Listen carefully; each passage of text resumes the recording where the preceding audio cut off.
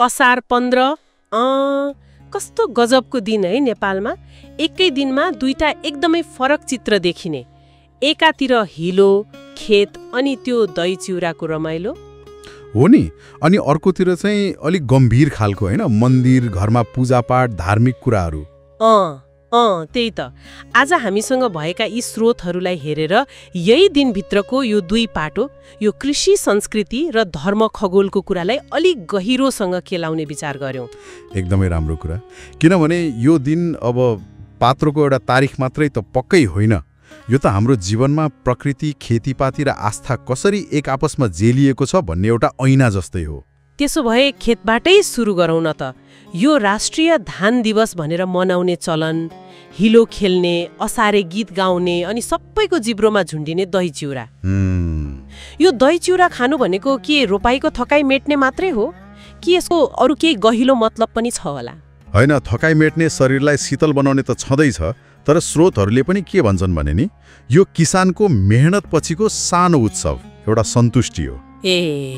अनि त्यो सँगै बसेर खानुमा चाहिँ एउटा सामाजिकपन छ, सबैको भलो होस्, बालीनाली सप्रियोस् भन्ने एउटा साझा कामना पनि झल्किन्छ के। भनेपछि पेट भर्ने मात्र होइन, मन जोड्ने काम पनि भयो। हो नि, नेपाल जस्तो कृषि प्रधान देशमा धानको महत्त्व कति छ, त्यसैले यो दिनको सांस्कृतिक महत्त्व पनि त्यति नै छ। तर एउटा कुरा सोधौँ है, अहिले त जमाना अलि बदलियो नि, मान्छेहरू खेतीपाती कम गर्दैछन्, सहर पस्दैछन्। यस्तो बेलामा यो धान दिवस कतै देखावटी मात्रै त भइरहेको छैन? यो प्रश्न निकै जायज छ। अवश्य पनि कृषि गर्ने तरिका फरकिएको छ, जीवनशैली बदलिएको छ। तैपनि के हुन्छ भने नि सांस्कृतिक जराहरू त्यति सजिलै मर्दैनन्। सरकारी स्तरबाट होस् वा अरू संस्थाहरूले कार्यक्रमहरू गरेर यसलाई जीवित राख्न खोजेकै देखिन्छ, तर यसको जुन वास्तविक मर्म छ नि, प्रकृतिसँगको नाता, त्यो सामुदायिक भावना, त्यसलाई जोगाउनु चाहिँ अहिलेको चुनौती हो। त्यो त हो। ल, खेतको रमाइलो र मेहनतको कुरा त भयो, तर अचम्म लाग्ने कुरा के भने ठिक यही दिनको अर्को एकदमै फरक, अलिक गम्भीर खालको पाटो पनि रहेछ। स्रोतहरूमा घट दिवस, दक्षिणायन संक्रान्ति अनि पूर्णिमा पनि भनिएको छ। यो चाहिँ के हो, अलि बताइदिनुस् न। वास्तवमा यहाँनिर कुरा झनै रोचक छ के।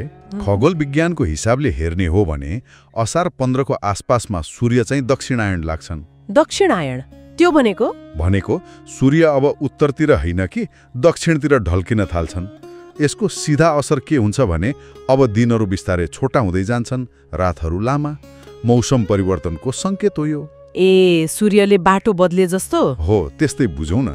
यसैलाई दक्षिणायन संक्रान्ति भनिन्छ। अनि पूर्णिमा र भगवान विष्णु निदाउने कुरा पनि छ नि।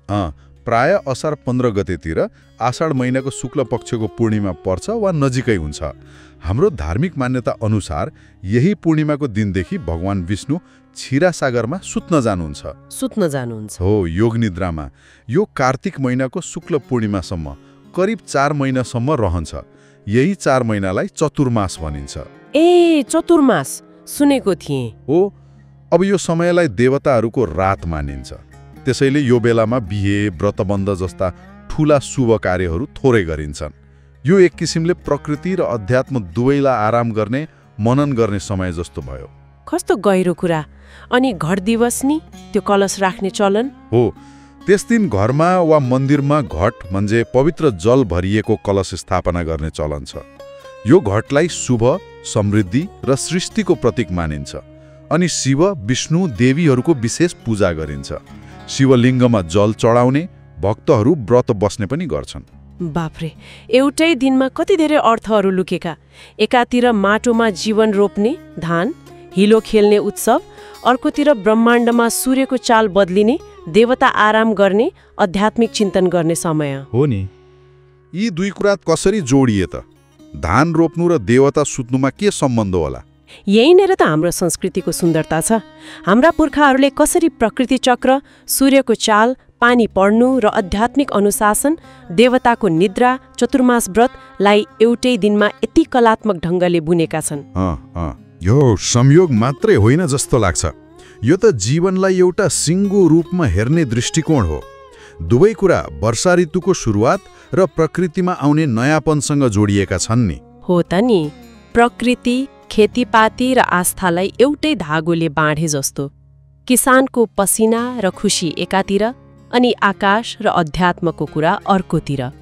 दुवैले वर्षको एउटा महत्त्वपूर्ण घुम्तीलाई देखाउँदो रहेछ। एकदम। असार 15 खेतीपातीको नयाँ सिजन सुरु हुने दिन मात्रै होइन, यो त आध्यात्मिक हिसाबले पनि एउटा नयाँ चरण सुरु हुने दिन हो। यसले हामीलाई प्रकृतिसँग हाम्रो सम्बन्ध कस्तो छ, हाम्रो संस्कृति र विश्वास कति गहिरो छ भनेर सोच्न लगाउँछ। त्यसो भए आजको हाम्रो यो कुराकानीको निचोड के भयो भने असार 15 भनेको खाली धान रोप्ने वा दही चिउरा खाने दिन मात्रै होइन, न त यो कुनै एउटा धार्मिक तिथि मात्रै हो।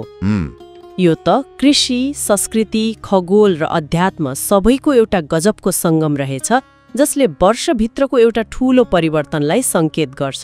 हो, र यसले एउटा गम्भीर प्रश्न पनि खडा गर्छ, होइन त? अहिले जसरी सहरहरू बढिरहेका छन्, खेती गर्ने तरिका बदलिरहेको छ, मान्छेको जीवनशैली दौडधोपवाला भएको छ, यस्तोमा अब आउने हाम्रा छोरानाती पुस्ताले असार 15 जस्ता दिनहरूको यो बहुआयामिक अर्थ, यसभित्र लुकेको ज्ञानलाई कसरी बुझ्लान्, कसरी मनाउलान्, कसरी जीवन्त राख्लान्, यो चाहिँ हामी सबैले सोच्नुपर्ने कुरा हो जस्तो लाग्छ मलाई।